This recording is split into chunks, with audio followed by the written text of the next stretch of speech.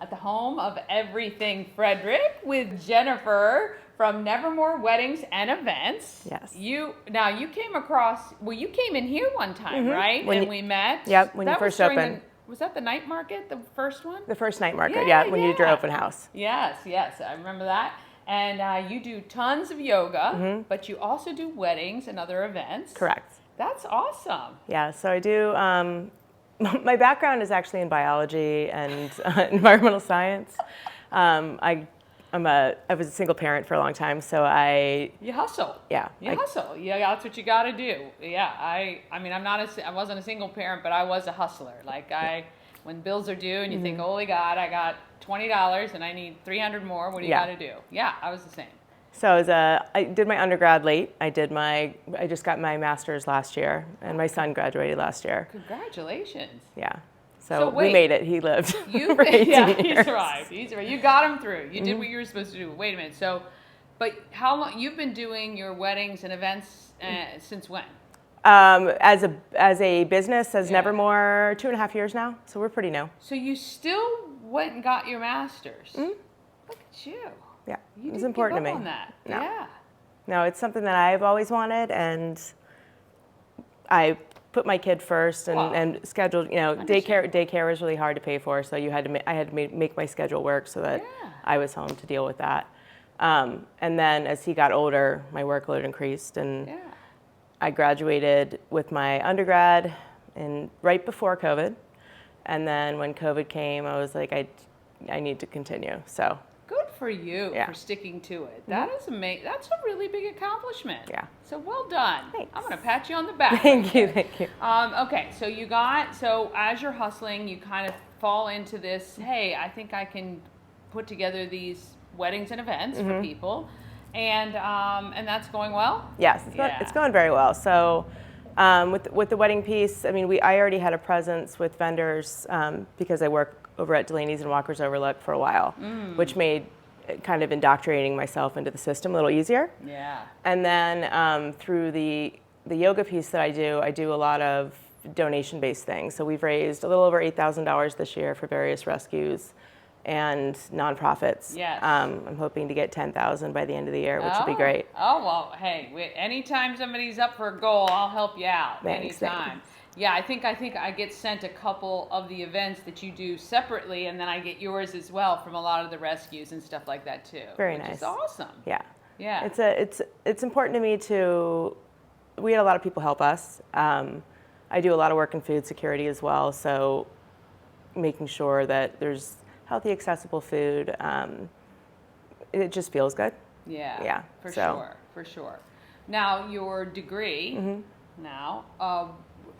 do you think you're going to use it? I use my day jobs with Appalachian Trail Conservancy, so I have been there. Using your degree for Yeah. that, yeah. So what does that look like every day for you? I have worked remotely for them for 12 years. So about 2 years before I graduated with my undergrad, I was looking for something to do my final project with, or some kind of internship that was relatively easy. And I sent probably 60 different letters out over email with no response, except for them. My supervisor and mentor at the time brought me in. I worked for Appalachian Trail Conservancy probably for 3 years, free as an intern, which was fine because it was what I wanted to do, and it felt important. What I do for them is I am their land trust or land stewardship manager. So they have properties that either sit next to the trail or in some kind of proximity. People either put easements on them to protect the ecological value of the property, or we have properties that we own in fee, and our responsibility is to take care of those the same way. Okay. So I'm using it. And I love my job there. It gives me flexibility. A degree in environmental science isn't going to make you $1 million. Because you're trying to save the planet, yeah, right? The service component is far more important to me than the money. All right, so yoga, I have really always wanted to get into it. I just can't. Why? people don't like to slow down. So if you are used to moving, keeping a calendar, keeping your brain on that rate. I did it because I had needed a 1-credit class at Hood in my undergrad, and I was taking anatomy, two back-to-back anatomy classes, and I needed something where I just more or less honesty. could take a nap for 45 minutes.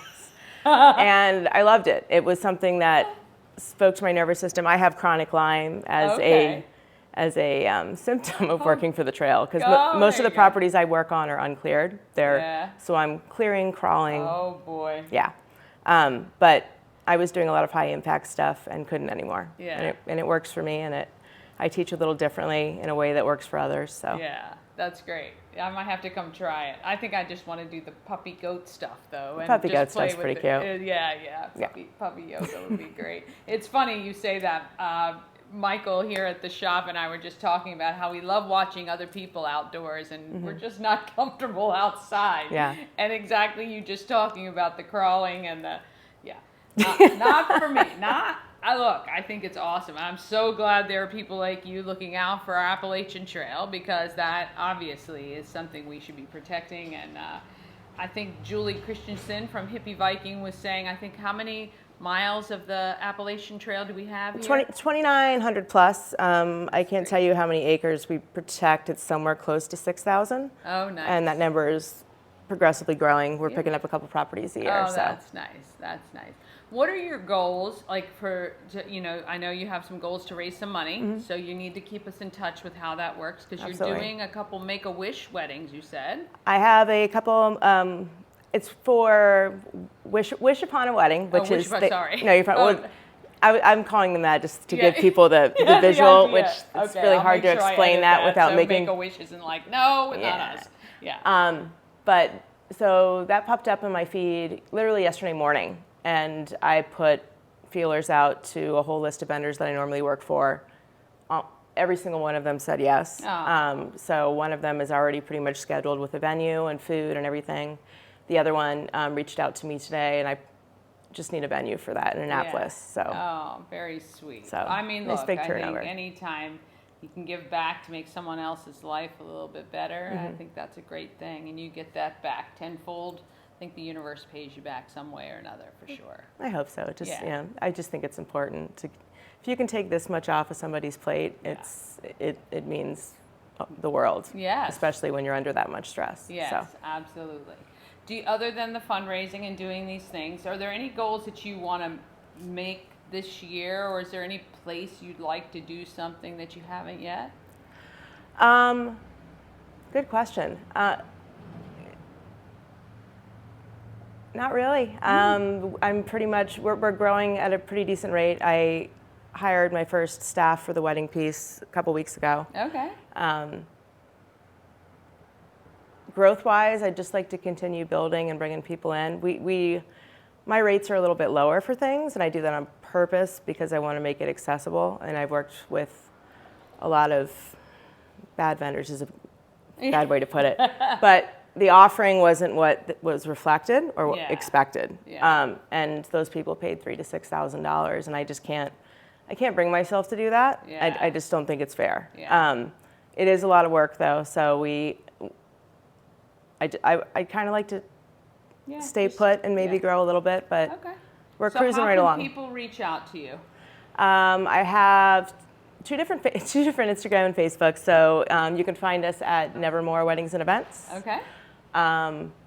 For Instagram and Facebook for that, it is also Nevermore Weddings and Events for both. Okay. And then for the yoga piece and all the fundraising, it is Jenuine Yogi with a J. Yeah. And it's the same way on Facebook and Instagram. Yeah. Has there been any challenge for you that you've kind of overcome, other than obviously doing the schooling, being a single mom, kind of making it work, but business-wise, any particular challenges you've had to overcome? Across the board, it is, with the environmental science and Appalachian Trail thing, it's a very heavily older male-driven community. And quite honestly, for a long time there, I was one of the youngest people that worked there.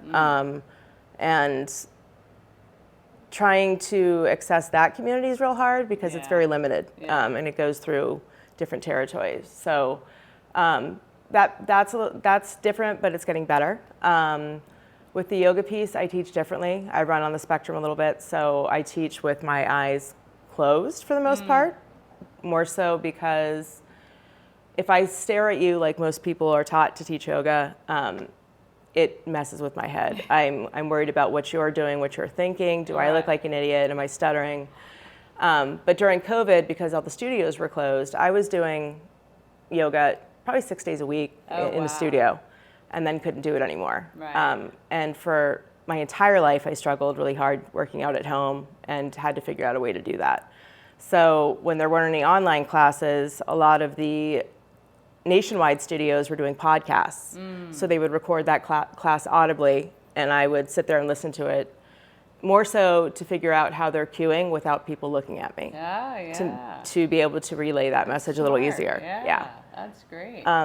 But it seems to resonate with people pretty well. It brings a group of people that wouldn't normally come to a studio.